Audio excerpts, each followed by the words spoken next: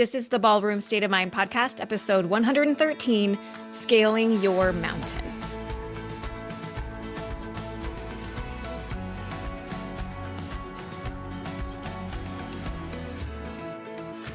Hey friends, welcome to the podcast. How are we doing? How is your fall? How is your autumn? We're getting into the colder season here in Oregon. My husband's getting ready to decorate the porch. He loves to do that, actually. He likes to put corn stalks up and pumpkins and get all excited about the fall. I'm headed to Summit Dance Sport Competition. I'm not sure what its full name is, but it's in the Seattle area. It's actually pretty much my only local one. It's about 3.5 hours away from me, I think. And so I'm going to go there. It's not a huge comp. It's kind of small. I don't know that I'll have a lot of competition, but it'll give me an opportunity to practice my open routines. So I have a couple girlfriends going with me. I love to invite my girlfriends to come to my comps. Sometimes they don't come. A lot of times they don't come, but once in a while they do, and they share the hotel with me and we have a blast. So I have a couple girlfriends coming and it's going to be fun. So I'm leaving for that tomorrow, but I want to get a podcast to you before I leave. So what I wanted to share today is around comparison. And I checked, and the last time I spoke, I think specifically on comparison, was episode 7. So it was a long time ago. And what I want to share today is a metaphor that I frequently use with my clients when it comes to comparison. I first shared this kind of in an email. So if you're not in my email list, I first shared it there. And I think it's kind of in one of my automatic emails. So if you joined my email list recently, you might have heard this. And then I shared it in Joyful Ballroom last February, because I like to share things there first. So if you're not in Joyful Ballroom, my free Facebook group, you should join it because I give little nuggets there that I don't give anywhere else. So I shared it there first. And then I think I might have shared it on Instagram after that, but I don't think it's really in a really good place where you guys can find it when you want to reference it. So I decided I'm going to share it on this podcast today. And I'm calling this podcast Scaling Your Mountain. Okay. And it has to do with comparison. So here we go. Every dancer is on a journey, right? And that journey that they are on, whatever they want to accomplish in their dancing goals, is like a mountain. Okay. It's a mountain that you're scaling. And as you head up the mountain, there are a myriad of paths that you could take. And whatever path you take, it will have challenges. There is no easy path up this mountain, my dance friends. Some parts will feel easier than other parts, and some will feel more difficult.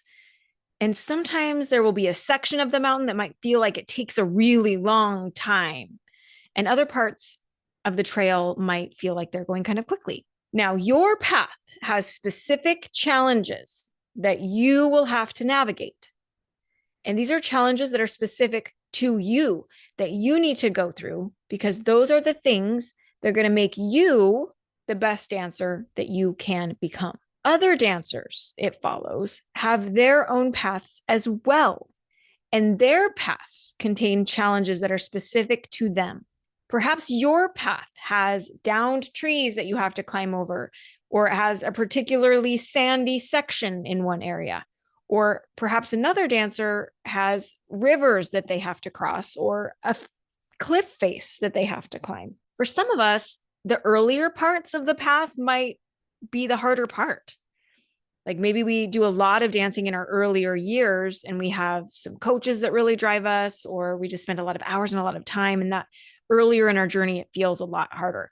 And for others, later parts of the journey might feel more difficult. And as you look around at other dancers, you might believe their path looks better. Their path looks easier. Their path might seem easier based on where they are right now. It might even seem unfair to you. It might seem like they have more time, they have more money, they have more resources to allocate to their dancing, and I don't. Or they might have had a lot of dance history when they were young. So at this point in their path that you are witnessing, you might not be seeing what they went through to get to this part of the mountain. Okay. It might even seem at times like another dancer's path is similar to yours, but they're moving much faster than you. They're further along than you are. It might seem like they're higher up on the mountain. In whatever part they're in, it just looks better than the part I'm in right now. So I'm feeling behind and I'm feeling jealous of them. And I might wish I was further along than I am. Each of us, as we travail our dance path, carries a backpack. Your backpack contains things that will help you in your journey. Just like all dancers have different paths, we all have different backpacks. Their backpacks have different contents to support their trip. You might have trekking poles and an ice pick, while they have rope and mosquito repellent. It's tempting to look over at them doing their thing, using their rope, and questioning, why didn't I get rope too? I want rope. As we move along the mountain, we all get better at scaling it. We get stronger. Our dancing improves. And even though we're presented with new challenges, we gain skills and training along the way that are able to help us add things to our backpack, so to speak, thanks to our experience. And those skills are hard earned, and we work to get them. We couldn't even give those to other dancers if we wanted to, because they didn't earn it in the same way. So similarly, other dancers have worked to get things that we haven't yet. They can't give it to us, but that doesn't mean that we can't also develop it. Even still, we would be better served to focus on what's in our backpack. What are our strengths? What do we have at our disposal? It's not very useful to lament that we don't have what another dancer has. Now, if we can develop those attributes, I'm all for it. We should get to work. But if it's out of our control and we aren't able to do it for whatever reason, we need to let that go. Now, we all have our dancers and we're all going up our paths, but here's a key that I have not quite mentioned yet, which is that while we all have our paths and we all have our backpacks and we all have our own challenges, every dancer is actually on their own mountain. We're not even on the same mountain. And maybe you guessed that, but that's because our goals vary. And what we want to accomplish is not the same as what this other dancer wants to accomplish. So for this reason, it's totally useless to look around and compare ourselves to others and to compare our journey to theirs. We're not even on the same mountain. At one time, I presented this metaphor to a client and she told me, well, I don't think I have anything in my backpack. And if you can relate to that, I want to very lovingly but firmly tell you that you are wrong. Okay. If you're feeling that way, you have not been looking to see what you have got in there. You perhaps have been too busy paying attention to what other people have. And so you've deemed that whatever you have is not as good as what they have. So you're just wrong. Okay. You have gifts, you have skills and talents and attributes that are assisting you. Now, I want to relate this to a little story about a hike I did one time. A few summers ago, I don't know how many now, maybe 5 years ago, my brother called me up and he said, hey, I got some permits to go hike Mount St. Helens. Do you want to come? And I think he'd called me in like January or February, and this was for like July. And he was getting a group together and he asked if I wanted to go. And I said, that sounds fun. We're going. So my husband and myself and my sister joined my brother, and he was with his wife and a few other of their friends. And we were all going to go scale Mount St. Helens. We had a few months to prepare. And of course, even still back then, I was a fitness instructor, so I was already in condition. But I did a little bit of research online to know what to expect on this hike. I wanted to learn a little bit about like what's the terrain and what gear I might want to take. And so I started researching. So to prepare, I packed some rubber-coated gardening gloves, and I think I borrowed some trekking poles, and I borrowed a friend's gaiters, which are those covers that you wear kind of at the bottom of your ankle, like it covers the bottom of your pants and your shoes so that you don't get like sand and stuff in your boots. So I had these gaiters. So I had acquired some equipment, right? And we planned our snacks and we planned all of that. And then we met when the day came. We all met at about, I think it was 3 a.m. It might have even been earlier than that, but we met at 3 a.m. and then we had to drive a couple of hours to get to the trailhead. And we get to the trailhead, and the first 2 miles were a typical trail. It was an easy to find path. It's kind of soft ground to walk on. It was well cleared. It wasn't very steep. Okay. And then the terrain began to change, and it was time to use the rubber-coated gloves, because this part of the trail was literally scaling boulders. And when I say a lot of these boulders were as big as trucks, that is not an exaggeration. And there was no trail. There was just these poles sticking out of the boulders every so often. And you would just look for the poles to know which way to generally go. But everybody was scaling the rocks in whatever way seemed like it made sense to them. And thankfully, I had read up. And so I had these rubber coated gloves to help protect my hands from the rough surfaces of these boulders. Now, we're going up these boulders and we're scaling them and trying to figure out our way up. And there were many times that there were false peaks where I thought all I have to do is get to that peak and then the terrain's going to change. Like we're getting close to the top. But of course, you would get there and that was not to be. There was more boulders. And then there would be another false peak. And then there would be more boulders. And we scaled boulders for at least 2 miles. And I don't know if I can articulate how challenging that was. By this time, I was like, I don't know if I want to do this. I don't know if I care about this this much. Like my brain was starting to be like, I think we're done. Like, I think we could just go down from here and I don't really care. And about the same time, people were coming down the mountain and they must have left like in the middle of the night so that they could be like near the top at sunrise because they were already on their way down. And I remember watching them come down and being jealous of where they were at. I was like, they've got it better because they're already done. And I don't even know how far I have to go still. And they're going downhill. And they were the smart ones because they got a head start. And these were the kind of thoughts I would have, like regretting sort of my choice, right?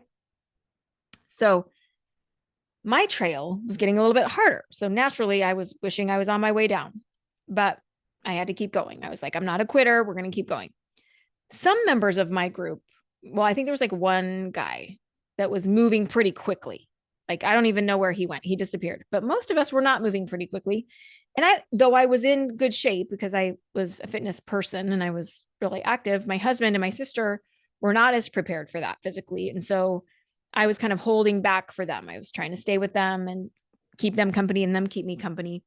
And that didn't really bother me that much until we got to the next part. So we bouldered for about 2 miles and then we get to the next part, which is a silty, sandy part of the mountain. And you look up and it's hard to gauge how much like area we have to cover. But if you looked way up at the tippy top, you could see little people kind of scaling at the very top. And it was far away. And it was miles of this silty, sandy stuff.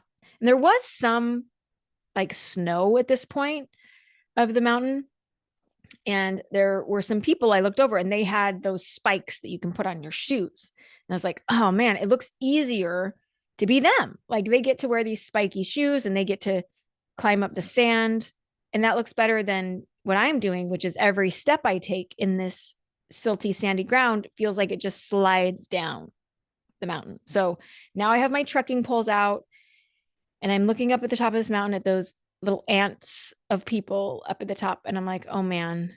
And I'm tired. And I'm like, you know what? I am done waiting. I'm just going to go. And I just started pumping up this mountain. Okay. And I did not look back. I did not look back to see what my husband was doing. I did not look back to see what my sister was doing.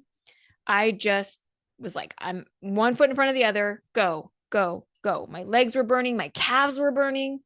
And I just went to this place in my mind where it was like, we are not stopping until we get to the top. So I do. And it was at least 2 miles because I want to say the whole hike was about 6 miles, but I might be wrong about that. But it was about this. I was about 2 miles, I think.